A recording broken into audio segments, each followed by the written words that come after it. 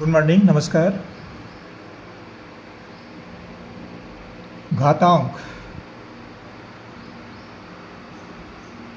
घातांक को इंग्लिश में एक्सपोनेंट बोलते हैं। इस अध्याय के घातांक अध्याय के अंतर्गत ये हमने प्रश्न लिया है।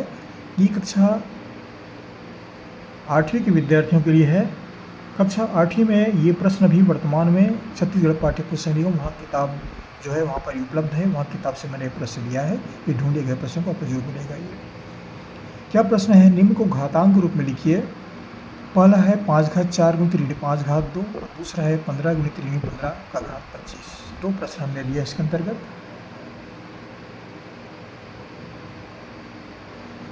तो पहले प्रश्न को हम पहले तैयार करते हैं।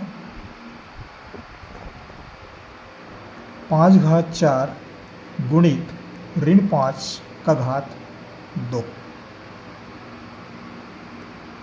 अब देखिए ये 5 है और ये ऋण 5 है, तो ऋण को हम अलग करते हैं।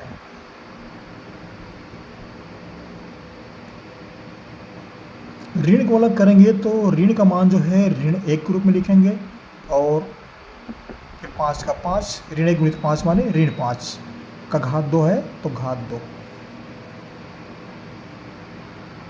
बराबर 5 का घात 4 गुणित, अब इन दोनों संख्याओं का घात जो है 2 होगा तो ऋण 1 का घात भी 2 होगा और 5 का घात भी 2 होगा।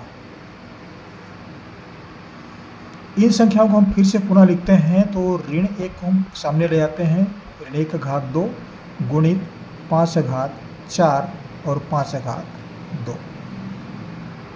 इनका स्थान परिवर्तन किया हमने। अब यहाँ पर ऋण 1 का घात 2 है तो घातांक नियम में एक सूत्र प्रयोग होता है।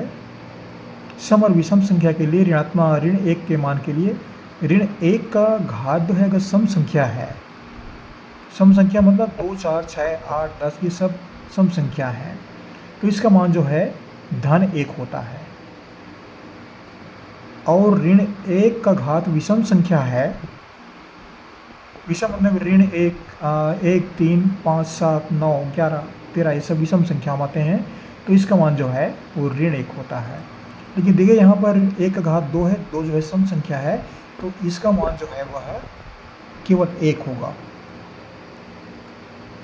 और यहाँ पर ये दोनों घात हैं, ये आधार कितना है, ये भी 5 है, ये 5 है, दोनों का आधार समान है, तो ये दोनों घात जुड़ते हैं तो 5 घात 4 धन 2।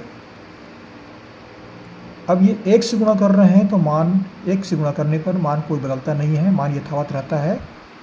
4 में 2 को जोड़ देंगे 5 घात 6। ये इस प्रश्न का उत्तर है। यहाँ पर देखिए कौन सूत्र लागू होता है, 4 धन 2। यहाँ पर एक सूत्र होता है घातांक नियम का, पहला सूत्र है ये a घात m गुणित a घात n बराबर a घात m धन n। इस सूत्र का प्रयोग होता है। दोनों का आधार समान होना चाहिए तो दोनों घातांक जो है जाकर के यहाँ जुड़ जाते हैं। इस सूत्र का प्रयोग यहाँ पर किया गया है। दोनों का आधार 5 है, घातांक 4 और 2 दोनों जुड़ जाते हैं ये। अब दूसरा प्रश्न फिर से लेते हैं। दूसरा प्रश्न है 15 गुणित ऋण 15 का घात 25। अब यहाँ फिर ऋणात्मक मान दिया हुआ है तो ऋण लिखा हुआ है तो इसका मान ऋण 1 होता है। ये इन दोनों को अलग अलग कर देते हैं। ये ऋण 1 गुणित 15 और दोनों घात 25 बराबर 15 गुणित ऋण 1 का घात भी 25 होगा और 15 का घात भी 25 होगा। ये दोनों का घात जो है 25 होंगे। ऋण 1 का घात 25 है, इसको हम पहले ले आते हैं। अब 15 का घात, इसका घात कितना है, इसका घात 1 है गुणित 15 घात 25। अब देखिए ऋण 1 घात 25 है, ये विषम संख्या है, विषम संख्या है तो इसका मान ऋण 1 होगा गुणित 15 का घात, ये दोनों घात जुड़ जाएंगे 1 धन 25। 1 धन 25 बराबर ऋण 1 गुणित 15 का घात 26, 15 घात 26। यहाँ पर कौन सूत्र प्रयोग हुआ? घातांक नियम का पहला सूत्र है 1 घात m गुणित 1 घात n बराबर 1 घात m धन n। ध्यान रखने योग्य बात ये होता है कि दोनों का आधार समान होना चाहिए।